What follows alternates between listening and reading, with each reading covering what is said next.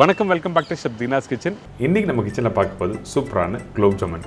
குலோப் ஜாமுன் வந்து ரெகுலராக பண்ணுற அந்த பால்கோவா மைதா வச்சு பண்ண போகிறதுல இன்றைக்கி நம்ம வீட்டில் இருக்க ப்ரெட்டை வச்சு ஒரு சூப்பரான குலோப் ஜாமுன் எப்படி ஈஸியான ஸ்டைலில் பண்ணுறது. நிறைய பேருக்கு நம்ம வீட்டில் இருக்க பொருளை வச்சு பண்ணாலும் நம்மளுக்கு வர மாட்டேது சரியாக நினைப்பேங்க. அதெல்லாம் எப்படி பண்ணுறதுன்னு சொல்லிட்டு தெளிவாக விளக்கமாக வீடியோவில் கொடுத்துருக்கேன்.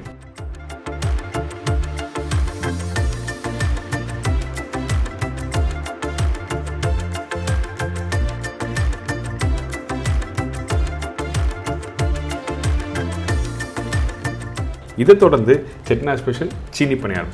சீனி பணியாரம் ரொம்ப ஈஸி தான். அந்த மாவு பக்குவமாக மிக்ஸ் பண்ணி அந்த எண்ணெயில் ஊற்றுறது பக்குவம் புரிஞ்சிச்சுன்னா ஈஸியாக உங்கள் வீட்டிலே பண்ண முடியும். இந்த தீபாவளிக்கு இந்த மாதிரி ரெசிபி பண்ணி வீட்டில் அசத்துங்க.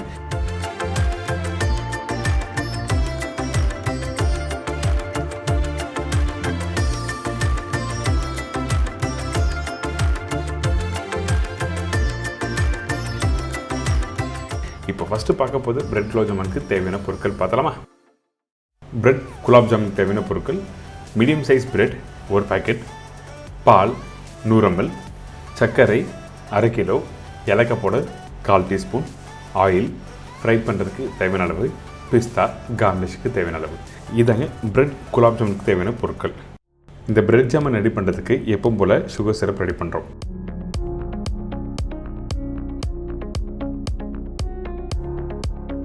அந்த சுகர் சிரப்பு கரெக்டாக 1/2 கிலோ சர்க்கரைக்கு எந்த அளவுக்கு தண்ணி ஊற்றணும் கேட்டிங்கன்னா 300 350 ml அளவுக்கு தண்ணி ஊற்றுறோம். அதாவது இந்த மாதிரி மெஷர்மெண்ட் ஜாக் வாங்கிக்கோங்க கடையில். இது பார்த்தீங்கன்னா ஒரு 10 ரூபா இல்லை 5 ரூபா இருக்கும். சூப்பர் மார்க்கெட்லேயும் இருக்கும், அப்படி இல்லைன்னா ஆன்லைனில் கிடைக்கும். அப்படி இல்லைன்னா பெரிய கிளாஸ் இருக்குல்ல வீட்டில், அந்த பெரிய கிளாஸில் 1லேருந்து 1.25 கிளாஸ் அளவுக்கு தண்ணி ஊற்றி நீங்கள் ஆரம்பிக்கலாம் அந்த சுகர் சிரப்பு. இப்போது நல்லா மிக்ஸ் பண்ண ஆரம்பிங்க. மிக்ஸ் பண்ணோன்னு அந்த சர்க்கரை கரையும் பார்த்தீங்களா, அந்த டைமில் கொஞ்சோண்டு பால் ஊற்றுறோம். எதுக்காகனா உங்களுக்கு எல்லாருக்குமே தெரியும், நிறைய வாட்டி சொல்லிட்டு வரேன். பட் இருந்தாலும் இந்த ரெசிபியும் நான் சொல்கிறேன். அந்த சுகரில் இருக்க அழுக்கு எல்லாத்தையும் க்ளீன் பண்ண தான் இந்த பால் இந்த இடத்துல யூஸ் பண்ணுறோம். இதை நல்லா மிக்ஸ் பண்ணி விட்டுட்டு கொஞ்சம் கொதிக்க விடுங்க. அதுக்கப்புறம் மேலே அந்த அழுக்கெல்லாம் மேலே வர ஆரம்பிக்கும்.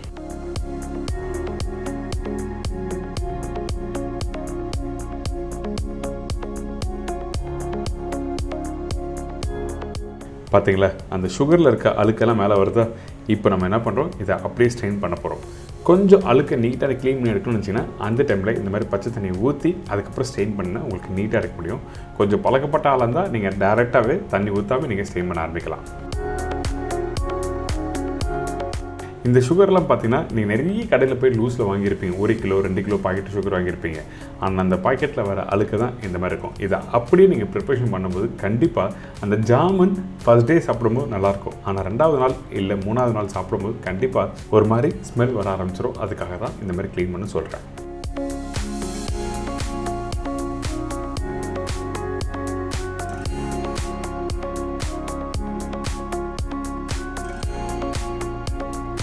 இப்போது இந்த சுகர் சிரப் ரெடி ஆகிடுச்சு. இந்த சுகர் சிரப்பு ரெடி பண்ணுற பக்குவம் என்ன கேட்டால், கரெக்டாக அந்த சுகர் சிரப் ரெடி பண்ண பிறகு கையில் எடுத்து பார்த்தீங்கன்னா வளவளப்பு தன்மையாக இருக்கணும். சுகர் சிரப்பு தண்ணியாக இருக்கக்கூடாது, திக்காகவும் விடாது. திக்காக இருந்தால் அந்த ஃப்ரை பண்ணி போடுற குலோப் ஜாமுன் அந்த சுகர் சிரப்பில் இறங்காது. அதே மாதிரி தண்ணியாக இருந்தால் என்ன கேட்டிங்கன்னா, மேலே ஃப்ரை பண்ணி போடுற அந்த குலோப் ஜாமுன் மேலே ப்ரௌன் கலர் பார்த்தீங்களா, அது பஞ்சு மாதிரி பிரிஞ்சு வந்துடும். நிறைய பேருக்கு குலோப் ஜாமுன் வந்து நல்லா இருக்காது. அதுக்காக தான் சொல்கிறேன், அந்த சுகர் சிரப்பு கரெக்டாக வளவளப்பு தன்மை ஒரு கம்பி பதத்துக்கு முன்னாடி நீங்கள் இறக்கிருக்கணும். அடுத்து நம்ம என்ன பண்ணுறோம், என்கிட்ட இருக்க இந்த ப்ரெட்டு மீடியம் சைஸ் ப்ரெட் வாங்கியிருக்கேன். இந்த ப்ரெட்டில் சைடில் இருக்க அந்த ப்ரௌன் கலர் ட்ரிம்மிங்ஸ் எல்லாத்தையும் கட் பண்ணி எடுத்துருங்க. இதை அப்படியே போட்டு நீங்கள் பண்ணலாம், பட் இருந்தாலும் கலர் உங்களுக்கு வேறு மாதிரி கொடுக்கும். அதுக்காக தான் நம்ம என்ன பண்ணுறோம், அந்த சைடில் இருக்க ட்ரிம்மிங்ஸ் எல்லாத்தையும் கட் பண்ணிவிட்டு அதுக்கப்புறம் மிக்சியில் இந்த மாதிரி பவுடரை அரைச்சிருங்க. மிக்சியில் அரைக்கும் போது கொஞ்சம் கொஞ்சமாக போட்டு அரைச்சா ரொம்ப நல்லது. அதிகமாக போட்டு அரைச்சிங்கன்னா என்ன கேட்டினா கண்டிப்பாக அரைக்க முடியாது. ஏன்னா மிக்சி வந்து ஓரளவுக்கு மேலே அரைக்கும் போது இந்த மாதிரி பிரெட் எல்லாமே ஈரத்தன்மை பிடிக்க ஆரம்பிக்கும். அதுக்காக தான் கொஞ்சமாக போட்டு அரைக்கணும்னு சொல்கிறேன். இப்போ அரைச்சதை அப்படியே இன்னொரு பவுலில் போட்டுடலாம். நார்மலாக வந்து குலோப் ஜாம் பண்ணும்போது கொஞ்சோண்டு பேக்கிங் சோடா போடுவோம். ஆனால் இந்த ப்ரெட்டில் பேக்கிங் சோடா போட வேண்டாம். ஏன் கேட்டிங்கன்னா காரணம் இருக்குது. இந்த ப்ரெட்டு குக் பண்ணும்போது பேக்கிங் சோடா பேக்கிங் பவுடர் போட்டிருப்பாங்க. அதுக்காக திருப்பியும் போட வேண்டாம். வாசனைக்காக மட்டும் ஏலக்காய் பவுடர் போட்டிருக்கேன். கொஞ்சம் பால் யூஸ் பண்ணியிருக்கேன். பால் 100லேருந்து 150 ml நீங்கள் யூஸ் பண்ணலாம். கொஞ்சம் குவான்டிட்டிக்கு ஏற்ற மாதிரி கொஞ்சம் முன்ன பின்ன பார்த்து நீங்கள் யூஸ் பண்ணிக்கோங்க. இப்போ நல்லா மிக்ஸ் பண்ணுறேங்க. நார்மலாக நீங்கள் வீட்டில் குலோப் ஜாமுன் எப்படி மிக்ஸ் பண்ணி எடுப்பீங்களோ அந்த மாதிரி பக்குவத்தில் கரெக்டாக மிக்ஸ் பண்ணிடணும்.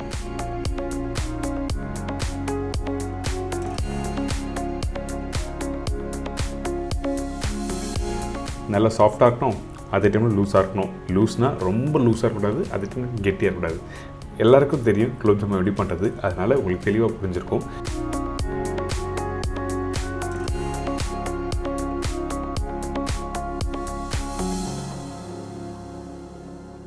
ஒரு சின்ன பீஸ் எடுத்து நல்லா அழுத்தி ப்ரெஸ் பண்ணி மெதுவாக ரிலீஸ் பண்ணுங்கள். இந்த மாதிரி பண்ணும்போது என்ன கேட்டிங்கன்னா அந்த ஜாமுன் ரவுண்டாக அழகாக வரும், வெடிப்பு இருக்காது. வெடிப்போடு எடுத்து நீங்கள் ஃப்ரை பண்ண ஆரம்பிச்சுன்னா கண்டிப்பாக உடைய ஆரம்பிச்சிடும். அதுக்காக தான் இந்த மாதிரி உடையாமல் அழகாக ரவுண்டாக விட்டுருக்கணும். இன்னொரு ரொட்டிக்கு பண்ணி காமிக்கிறேன்.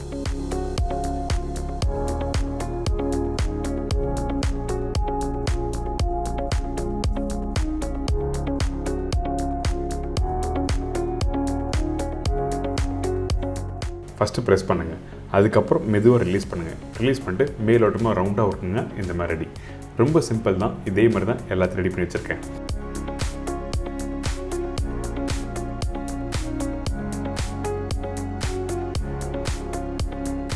இப்போது இதை ஃப்ரை பண்ணும்போது ரொம்ப இம்பார்ட்டன்ட். நீங்கள் நார்மலாக ஃப்ரை பண்ணுற மெத்தடில் பண்ணக்கூடாது. நீங்கள் நார்மலாக பண்ணும்போது ரொம்ப லோ ஃப்ளேம் வச்சு ஃப்ரை பண்ணுவீங்க, எண்ணெய் ரொம்ப சூடாக இருக்காது. ஆனால் இந்த இடத்துல கொஞ்சம் ஓரளவுக்கு ஒரு 60 to 70% சூடாக இருக்கணும். எண்ணெய் போட்ட உடனே அந்த பபுள்ஸ் எல்லாம் மேலே வரணும். அப்போ தான் உங்களுக்கு நல்லா வெந்து வரும். அப்படி இல்லைனா கண்டிப்பாக உடைய ஆரம்பிச்சிடும் இந்த பிரெட் குலோப் ஜாமுன். ஏங்கிட்டனா ஆல்ரெடி குக் பண்ண ஒரு பொருளை தான் நம்ம திருப்பி குக் பண்ணுறோம். அதுக்காக நீங்கள் லோ ஃப்ளேம் வச்சு குக் பண்ணும்போது அந்த டெம்பரேச்சர் கம்மியாகும் போது கண்டிப்பாக உடைய ஆரம்பிச்சிடும். அதனால தான் கொஞ்சம் எண்ணெய் சூடான பிறகு 1 by 1 போட்டு ஃப்ரை பண்ண ஆரம்பிச்சிடுங்க. அதே டைமில் ஒரு சின்ன கரண்டி அப்படியும் இல்லைன்னா ஒரு ஸ்பூன் வச்சு நல்லா மிக்ஸ் பண்ண ஆரம்பிங்க. ஒன்றோட ஒன்று ஒட்டாமல் நல்லா சுற்றி வரணும் எண்ணெயில். அப்போ தான் எல்லா பகுதியும் நல்லா வெந்து வரும். பார்த்தீங்களா, இப்போ நல்லா அந்த கோல்டன் ப்ரௌன் கலர் வருதில்ல, இந்த மாதிரி ப்ரௌன் கலர் வரணும். வந்த பிறகு தான் நம்ம சுகர் சிரப்பில் போடணும். சுகர் சிரப்பில் போட்டோன்னே ஒரு கல் அளவுக்கு கலர் கம்மியாகிடும். அதாவது அந்த ஃப்ரை பண்ண கலர் எக்ஸாக்டாக அதில் கம்மியாகவும் சொல்ல வரேன்.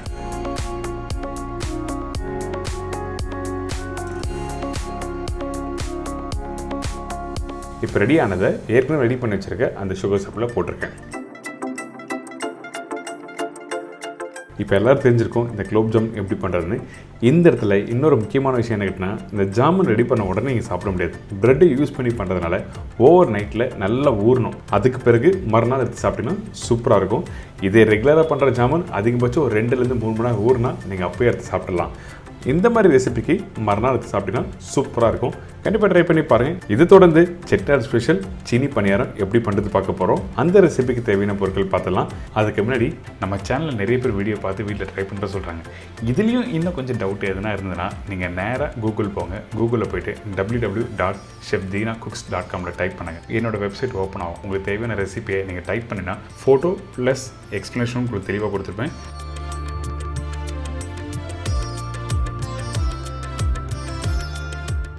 பச்சரிசி 1 கப்பு, ஜவ்வரிசி 2 டேபிள் ஸ்பூன், தேங்காய் 1/2 கப்பு, சர்க்கரை 1/2 கப்பு, ஏலக்காய் பவுடர் 1/4 டீஸ்பூன், கடலை எண்ணெய் குக் பண்ணுறதுக்கு தேவையான அளவு. இதாங்க இந்த ப்ரிப்பரேஷன் தேவையான பொருட்கள். ஃபஸ்ட்டு நம்ம என்ன பண்ணுறோன்னா, இந்த பணியாரம் ரெடி பண்ணுறதுக்கு மாவு ரெடி பண்ண போகிறோம். அதனால் நல்ல குவாலிட்டி பச்சரிசி ரொம்ப இம்பார்ட்டன்ட். சில பேர் வந்து குவாலிட்டி கம்மியாக இருக்க பச்சரிசி யூஸ் பண்ணால் கரெக்டாக வராது. அதனால் நல்ல குவாலிட்டி பச்சரிசி யூஸ் பண்ணுங்கள். இந்த பச்சரிசியில் ஜவ்வரிசியும் போட்டு கரெக்டாக ஊற வைக்கிறோம். ஊற வைக்கிற டைமிங் என்னங்கன்னா, குறைஞ்சபட்சம் 2 to 3 மணி நேரம் நல்லா ஊற வச்சுருங்க.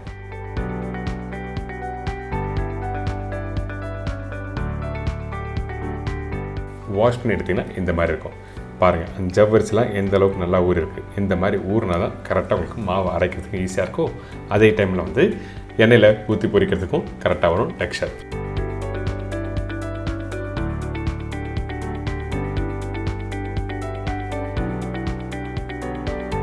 இப்போது அரைக்கும் போது எந்த அளவுக்கு தண்ணி கம்மியாக ஊற்றி அரைக்கிறீங்களோ அந்த அளவுக்கு நல்லா அரைங்க. ஃபைனாக இருக்கணும், கொஞ்சம் குறைன்னு அந்த மாதிரிலாம் இருக்கக்கூடாது. சரிங்களா?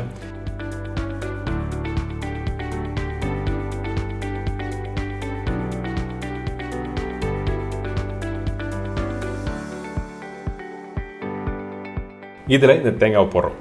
தேங்காய் நீங்கள் யூஸ் பண்ணுவது மேலே இருக்க தோலை பீல் பண்ணிவிட்டு அதுக்கப்புறம் தேங்காய் போடுங்க. அதே டைமில் சர்க்கரை போடணும். இப்போ உங்களுக்கு சொல்கிறேன் எதுக்காக தண்ணி கம்மியாக ஊற்றுன்னு சொல்கிறேன். தண்ணி நீங்கள் எடுத்த உடனே அதிகமாக போட்டிங்கன்னா சர்க்கரை போட்ட உடனே திருப்பி டைலூட் ஆகும். டைலூட் ஆச்சுன்னா உங்களுக்கு கண்டிப்பாக அந்த டெக்ஸ்சர் என்ன ஆகுனா அந்த பேட்டர் தண்ணி ஆகிடும். அதனால தான் எடுத்த உடனே தண்ணி கம்மியாக ஊற்றி நல்லா அரைக்கணும்னு சொல்கிறேன்.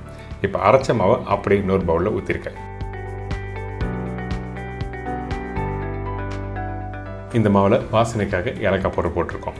இப்போது மாவோட பக்குவம் சொல்கிறேன், அதாவது டெக்ஸ்சர் எப்படி இருக்கணும், அப்போ தான் உங்களுக்கு கரெக்டாக பணியார மாவு ஊற்றுறதுக்கு எண்ணெயில் ஈஸியாக வரும். அதனால் நல்லா மிக்ஸ் பண்ணிட்டு கரண்டில் எப்படி எடுத்திங்கன்னா ஊற்றணும். திக்காக இருக்கக்கூடாது, அதே டைமில் தண்ணியாக இருந்தால் உங்களுக்கு பிரிஞ்சு போயிடும். அதனால் வீட்டில் தோசை மாவு அரைக்கிற பக்குவம், அதாவது வீட்டில் தோசைக்கல்ல மாவு ஊற்றுவீங்கள அந்த டெக்ஸ்சருக்கு கரெக்டாக மிக்ஸ் பண்ணி எடுத்துருங்க.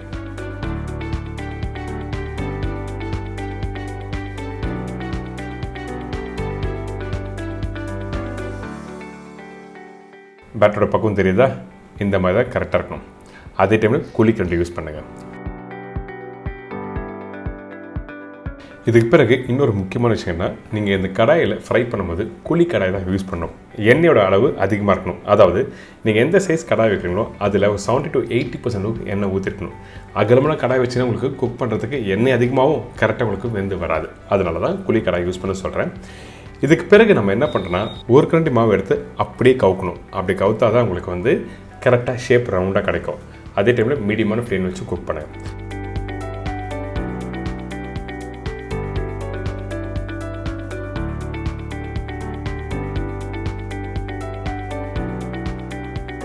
இப்போது இந்த மாவு கொஞ்சம் நிறுத்தி ஊற்றினா என்ன மாதிரி ப்ராப்ளம் வரும்னு சொல்லிட்டு இப்போ பார்க்குறீங்க. ரெண்டாவது பணியாரத்தில் இந்த மாவு நிறுத்தி ஊற்றும் போது உங்களுக்கு கரெக்டான ஷேப் கிடைக்காது.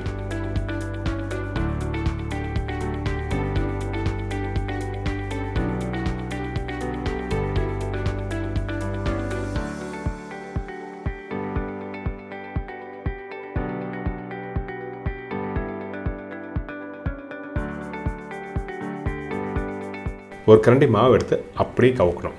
அப்போ தான் உங்களுக்கு கரெக்டான ஷேப் கிடைக்கும், உடையாது மேல் பகுதியில். ஸோ இதெல்லாம் லாபத்தில் வச்சு நீங்கள் வீட்டில் பண்ணும்போது உங்களுக்கு ஒரு சூப்பரான ஒரு பணியாரம் உங்கள் வீட்டில் பண்ண முடியும். இன்றைக்கி ஒரு அல்டிமேட்டான ஸ்டைலில் செட்டிநாடு ஸ்பெஷல் இந்த சீனி பணியாரம் எப்படி பண்ண சொல்லி கொடுத்துருக்கேன். ட்ரை பண்ணுங்கள், என்ஜாய் பண்ணுங்கள்.